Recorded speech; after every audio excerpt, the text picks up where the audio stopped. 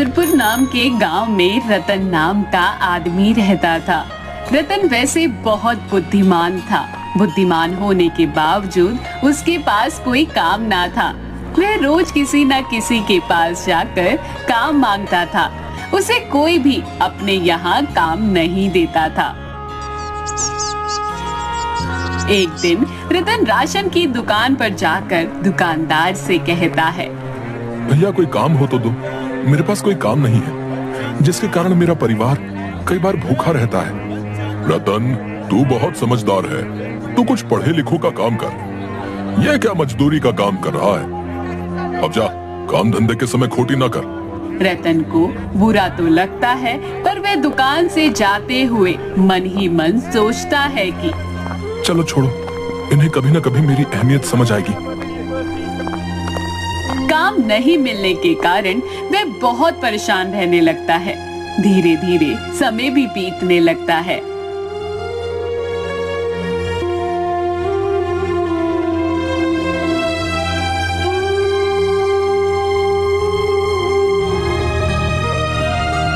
एक दिन उसकी पत्नी सुनीता उससे कहती है, अजी सुनते हो, तुम्हें कहीं काम नहीं मिल रहा तो आप एक बार राजमहल जाकर राजा जी से विनती करके उन्हीं से काम मांग लीजिए।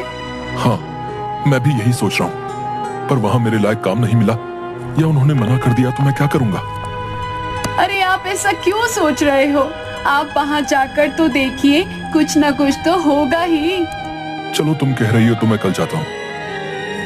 अगले दिन रतन अपने घर से अपना डंडा, जिसमें वह पीछे छोटी सी पोटली में बांधकर चंद्रनगर के लिए निकल पड़ता है।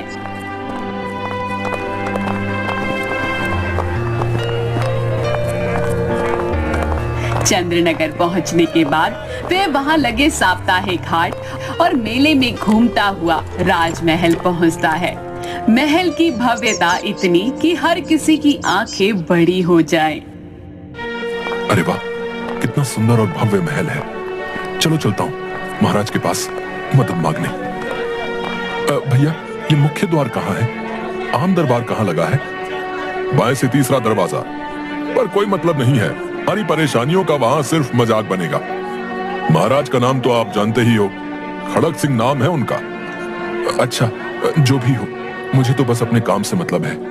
इतना कहता हुआ वहाँ से चला जाता है। महल के मुख्य द्वार पर पहुंचने के बाद वह देखता है कि आज राजा ने आम जनता के लिए दरबार लगाया है, जिसमें राजा लोगों की समस्या सुन उनका मजाक बनाने लगता है। हालांकि लोग राजा के पास आना नहीं चाहते थे, पर उनकी परेशानी का हल के लिए उन्हें राजा के महल आना पड़ता था। लोगों की सुनवाई वाली कतार में रतन भी लग जाता है और अपनी बारी का इंतजार करने लगता है। थोड़ी देर बाद रतन की बारी आती है। प्रणाम महाराज, मेरा नाम रतन है। मैं आपके राज्य के गांव चतुरपुर से हूँ। मुझे मेरे परिवार के भरण पोषण और निर्वहन के लिए रोजगार की आवश्यकता है। मुझे आपके यहाँ कोई काम मिल जाएगा तो बहुत मेहरबानी होगी। अच्छा, तुम्हें काम की तलाश है? काम तो मिल जाएगा, पर इसके लिए तुम्हें किसी प्रकार का धन नहीं मिल पाएगा। महाराज, बिना धन मिले मैं कैसे अपना गुजारा कर पाऊंगा? तुम मेरे दिए गए कार्य को मना कर मेरी अवहेलना कर रहे हो। जानते नहीं हो मूर्ख, खड़क सिंह नाम है हमारा। खड़क सिंह। सैनिक, इसे बंदी बनाकर इसे 10 दिनों तक काल कोठरी में बंद कर दिया जाए। महाराज, मुझे माफ कर दिया जाए, मेरी बात का आप गलत मतलब निकाल रहे हैं। इतने में सैनिक आकर उसे कारागार की तरफ घसीट कर ले जाते हुए उसे काल कोठरी में डाल देते हैं। रतन अंदर बैठे बैठे रोता है। ये सब मेरे साथ ही क्यों होता है? इसमें मेरी क्या गलती? मैं तो बस काम मांगने आया था। 10 दिन किसी न किसी तरह बीत जाते हैं। उधर चतुरपुर में उसके बच्चे और पत्नी भी परेशान होते हैं। 11वें दिन जब उसे छोड़ा जाता है तो रतन सोचता है, अब मैं चुप नहीं रहूंगा, इन सभी को सबक सिखा कर रहूंगा। इस खड़क सिंह को इसके सिंहासन से ना उतार फेंका तो मेरा नाम रतन नहीं। फिर रतन घर लौटकर उसकी पत्नी सुनीता को सब कुछ बताता है कि उसके साथ चंद्रनगर राजमहल में क्या क्या हुआ। अब मैं उन सभी को सबक सिखाना चाहता हूँ जिन्होंने मुझे काम नहीं दिया और मुझे नाकाबिल समझा। सबक सिखाने में मैं भी आपके साथ हूँ, पर कोई गड़बड़ तो नहीं हो जाएगी। सुनो, मुझ पर भरोसा रखो, मैं सब संभाल लूंगा, पर जो मैं बताऊं वो तुम्हें करना होगा। जी ठीक है। तुम बच्चों को अभी अपने भाई बिरजू को इंद्रनगर से बुलवाकर उसके साथ मायके भेज दो। सुनीता रतन की बात सुनकर यही करती है।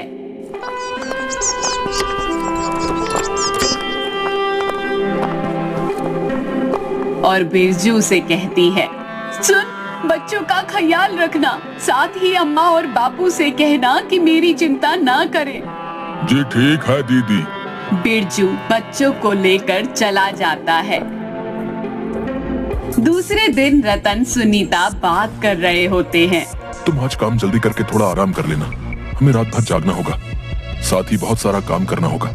जी ठीक है, पर आप बताओ तो सही, मुझे क्या करना होगा? अरे मैंने पहले ही कहा था, जो मैं कहूँ वही करना होगा। अभी जो मैं कह रहा हूँ वही करो, तुम्हें सब समझ में आ जाएगा। सुनीता और रतन दोनों मिलकर सारा काम निपटाकर रात का इंतजार करने लगते हैं। रात का मध्य पैर होते ही रतन सुनीता को जगाता है। सुनीता उठो, उठो, जल्दी करो। सुनीता उठते हुए, जी कहिए, मुझे क्या करना होगा? जो रोटियां बची हुई हैं उसे लेकर आओ और उसे 4 हिस्सों में बांटकर आधी तुम रखो और आधी मुझे दो। सुनीता ऐसा ही करती है, रोटियां लाकर आधी आधी करके आपस में बांट लेती है। बाहर चलो। दोनों घर से बाहर आ जाते हैं। तुम इन कुत्तों को धीरे धीरे रोटी डालकर गांव के बाहर तक ले जाने की कोशिश करो, जिससे कि कुत्ते मुझ पर भौंके नहीं। कुत्तों की आवाज न होने के कारण कोई भी नहीं जागेगा।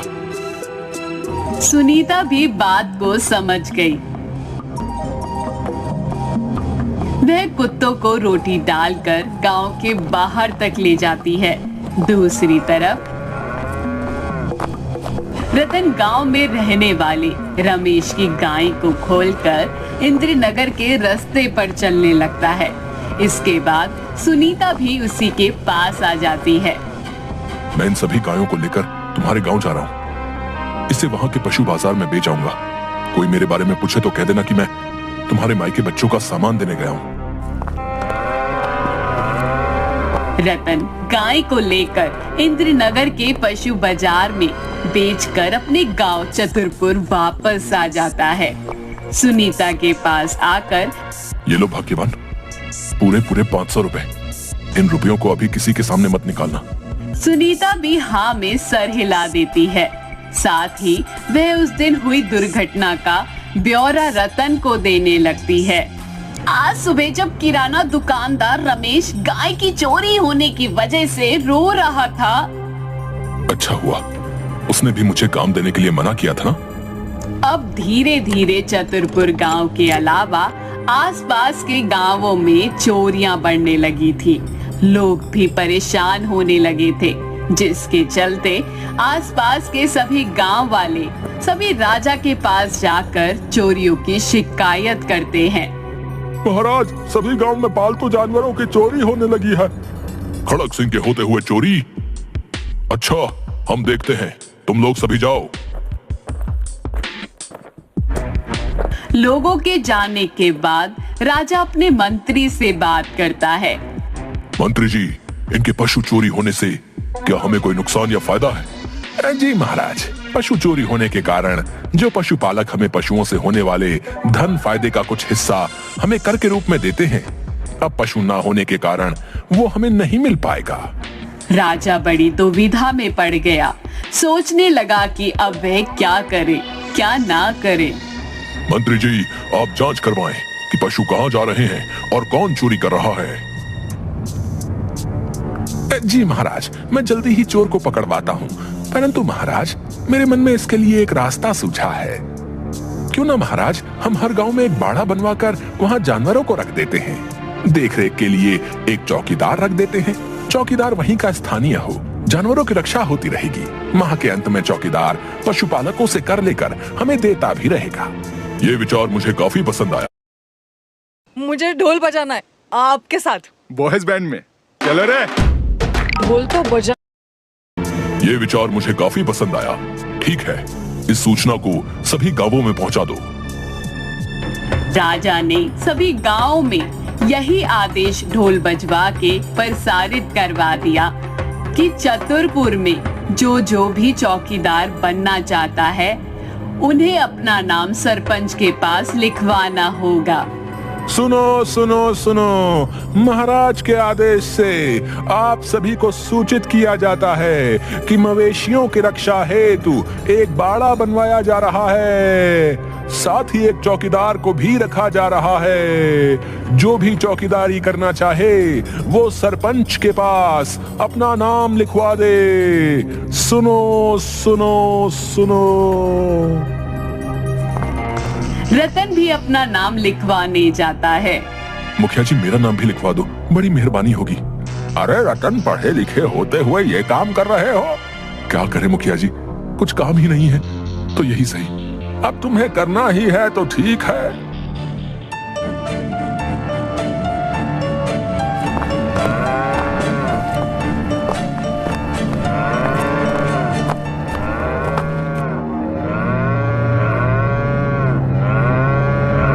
चौकीदारों को भी नियुक्त किया गया, जिसमें रतन को भी नियुक्त किया गया।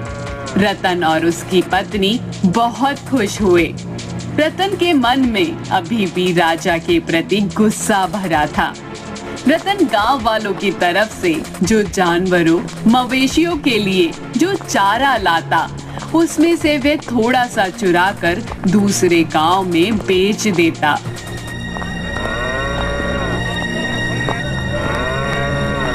तुम्हें मवेशियों के लिए चारा चाहिए?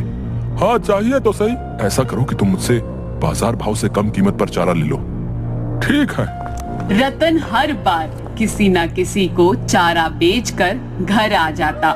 एक दिन, सुनीता, तुम इन पैसों में से कुछ थोड़ा सा हिस्सा अलग निकाल लिया करो। निकाल तो लिया करूंगी, पर कभी राजा को शक हुआ और उसने हमारे यहाँ तलाशी ली तो उसे सच मालूम पड़ गया तो? उसे कुछ नहीं मालूम पड़ेगा। तुम इस धन को पोटली में रखकर मुझे दे दो। जो पशुपालकों से कर का धन मिलता उसमें से कुछ धन चुरा कर वह राजकोष में कर जमा करवाने जाता था। रतन इस अतिरिक्त धन को जानवरों के बाड़े में छुपा दिया करता था। कुछ महीनों तक ऐसा ही चलता रहा। रतन हर माह थोड़ा थोड़ा धन कम करके राजकोष में जमा किया करता था। एक बार कोषाधिपति उसे बोल देता है, रतन, इस ग्राम के पशु कर का धन दिन प्रतिदिन कम होता जा रहा है। क्या कर रहे हो तुम? मुझे जितना भी कर मिलता है वो मैं आपको ही ला कर देता हूँ। इस बात को राजा भी सुन रहा होता है। तभी राजा भी गुस्से में आकर रतन को पकड़ने का आदेश देता है और कहता है, इसे पकड़ लिया जाए। जब तक जांच पूरी ना हो जाए इसे छोड़ना नहीं। यदि कभी इस पर गुनाह सिद्ध हो जाता है तो इसे फांसी की सजा दी जाए। महाराज, मुझे अपनी सफाई का एक मौका तो दे दीजिए। रुकिए महाराज, हम सुन लेते हैं कि ये क्या कहना चाह रहा है। हाँ रुको, इसे बोलने दो। ये क्या कहना चाह रहा है? महाराज, मैं अपनी बात रखूं उससे पहले मेरी एक शर्त है। बोलो, क्या शर्त है? यदि मैं बेकसूर सिद्ध हो जाता हूं तो आप मुझे राजा बनाएंगे और मेरी जगह आपको ये सजा मंजूर होगी। राजा अपने गुरूर और घमंड में हाँ कह देता है। मंत्री रोकते हुए, महाराज, आप ऐसा नहीं कर सकते हैं। मंत्री, राजा आप है कि मैं? माफ कीजिए महाराज। इतना कहकर मंत्री पीछे हट जाता है। रतन, अब सिद्ध करो, तुमने धन को बीच में चुराया तो नहीं है? महाराज, मैंने धन को चुराया नहीं है, परंतु यदि आपको मुझ पर दोष लगाना होगा तो आप लगा ही देंगे। ऐसा है तो इसका फैसला हमारे यहाँ के 5 महामंत्री करेंगे। इसके लिए मुझे 1 किलो वजन का बर्फ चाहिए। जल्दी ही इसके हाथ में बर्फ ला कर दो।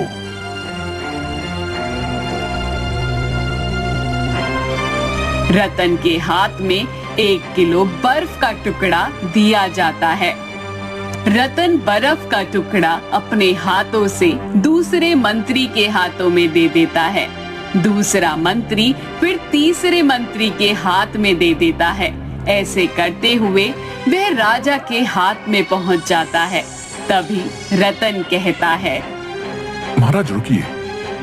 रतन महाराज के हाथों से बर्फ के टुकड़े का वजन जांचने को कहता है। इसका वजन काफी कम हो जाता है। महाराज इसमें से लगभग 200 ग्राम बर्फ कम है, तो 200 ग्राम बर्फ की चोरी आपने की है। क्या कह रहे हो तुम? इतने में सैनिक रतन के घर की तलाशी लेकर और गांव वालों से बात कर राज दरबार में आते हैं। महाराज की जय हो। सुनाओ क्या खबर है? महाराज, हमने इस घर की तलाशी ली पर कोई अतिरिक्त धन नहीं निकला। साथ ही हमने गांव वालों से बात की परंतु किसी ने भी कुछ नहीं बताया है। यही तो मैं कहना चाहता हूँ महाराज। गांव में किसी का जानवर मर जाता है तो लोग उसका कर नहीं देते हैं। कोई अपना जानवर बेच देता है तो उसका कर कम हो जाता है। चोरी होने की वजह से लोग जानवर भी कम खरीद रहे हैं, जिसकी वजह से लोग कर कम दे रहे हैं। इसके बाद का फैसला मैं आप मंत्रियों पर छोड़ रहा हूँ। मंत्री सोच विचार कर रतन की बात को सच मान लेते हैं। साथ ही राजा के वादे अनुसार उसे दूसरे दिन एक दिन का राजा बना दिया जाता है। पुराने राजा को बंदी बना लिया जाए और उसे पुराने गलत फैसलों के लिए फांसी की सजा दी जाए। आप क्या कहते हो मंत्री जी? यह सुनकर मंत्री राजा रतन से, रतन महाराज, हमें सलाह का एक मौका प्रदान करें। जी मंत्री जी, आप सभी मंत्री सलाह कर लीजिए। यह सुनकर सारे मंत्री अचंभे में पड़ जाते हैं। इसके बाद सब आपस में सलाह करने लगते हैं। पुराने राजा ने कभी भी हमारे विचार रखने का मौका नहीं दिया। साथ ही पुराने राजा के समय उनकी मनमर्जी के कारण राज्य में कानून व्यवस्था भी सुचारू ढंग से नहीं चल रही है। इसी के साथ विदेश आक्रमण भी बढ़ने का खतरा है। हाँ हाँ, आप सही कह रहे हैं। मंत्री रतन के पास आकर, रतन महाराज, आप इन्हें जो भी सजा देना चाहते हैं वो दे दीजिए, हम आपके साथ हैं। पुराने राजा को फांसी की सजा को माफ करने के लिए गिड़गिड़ाने लगता है। मुझे माफ कर दीजिए, मुझसे गलती हो गई। मैं समझ गया मेरी क्या गलती थी। मैं अहंकार में आ गया था। रतन समझ जाता है और उसे माफ कर अपनी सेना में शामिल कर लेता है और राज्य में सभी बेरोजगारों को काम दे देता है, जिसके कारण सारा राज्य खुशहाल हो जाता है।